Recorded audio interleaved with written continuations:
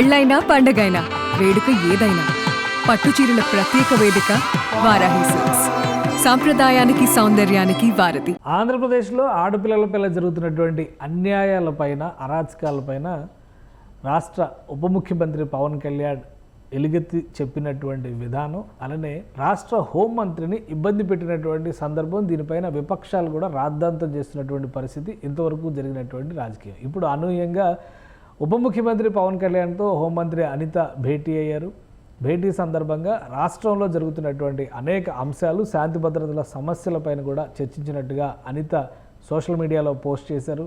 అలానే రాష్ట్రంలో ఉన్నటువంటి ఇన్సిడెంట్స్ దృష్టిలో పెట్టుకొని పవన్ కళ్యాణ్ తన ఆవేదనను కూడా ఆమెతో డిస్కస్ చేశారు. చట్ట ప్రకారం చర్యలు తీసుకోవాల్సినటువంటి అంశాల విషయంలో కఠినంగా వ్యవహరించాలంటూ ఆమెకు సూచన చేశారు. ఈ అంశాన్ని స్వయంగా అనిత సోషల్ మీడియాలో పోస్ట్ చేశారు. ఏం రాశారో ఒకసారి మనం చూద్దాం. రాష్ట్ర సచివాలయంలో డిప్యూటీ సీఎం కొణిదెల పవన్ కళ్యాణ్ గారితో మర్యాదపూర్వకంగా సమావేశం జరిగింది. గత కొద్ది రోజులుగా రాష్ట్రంలో జరుగుతున్న పరిణామాలు, హోంశాఖ తీసుకుంటున్న చర్యల్ని ఉప ముఖ్యమంత్రి పవన్ కళ్యాణ్ గారి దృష్టికి తీసుకెళ్లడం జరిగింది. చిన్నారులు, మహిళలపై జరుగుతున్న నేరాల విషయంలో ప్రత్యేకంగా దృష్టి సారించాలని, ఆడబిడ్డలకు అన్యాయం చేసిన వారిని చట్ట ప్రకారం కఠినంగా శిక్షించేలా గట్టి చర్యలు తీసుకోవాలని సూచించారు. పవన్ కళ్యాణ్ గారు సూచించారు హోంమంత్రికి.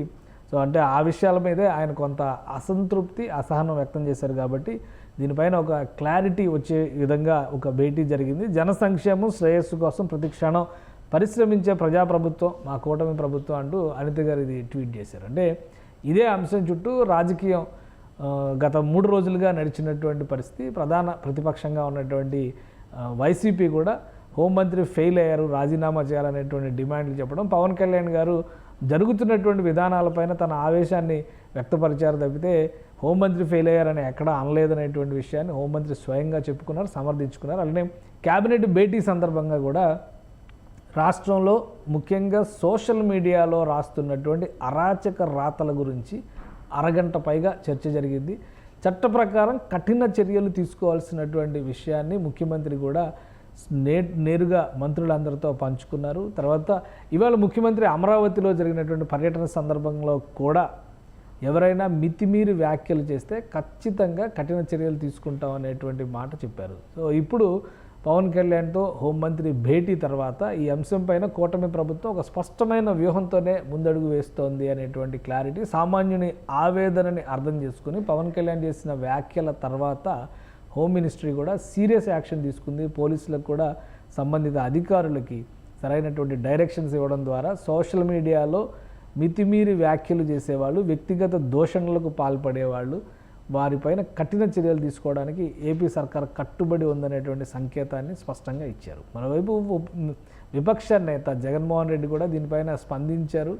పోలీసులు పరిధి దాటి వ్యవహరిస్తే ఎక్కడున్నా కానీ ఉపేక్షించబో, మళ్ళీ మా ప్రభుత్వం వస్తుంది అంటూ ఆయన కూడా వార్నింగ్ ఇచ్చారు. సో ఈ భేటీలు, శాంతి భద్రతలకు సంబంధించినటువంటి అంశాలపైన చర్చలు, వీటన్నిటినీ చూస్తే కనుక ఇందులో రాజకీయ కోణం కంటే కూడా అడ్మినిస్ట్రేషన్ పరంగా ఒక సమన్వయంతో ముందుకు వెళ్ళే ప్రయత్నం కూటమి ప్రభుత్వంలో జరుగుతుందనేటువంటి సంకేతాన్ని అనిత తన ట్వీట్ ద్వారా తెలియజేసినట్టుగా అర్థం చేసుకోవచ్చు.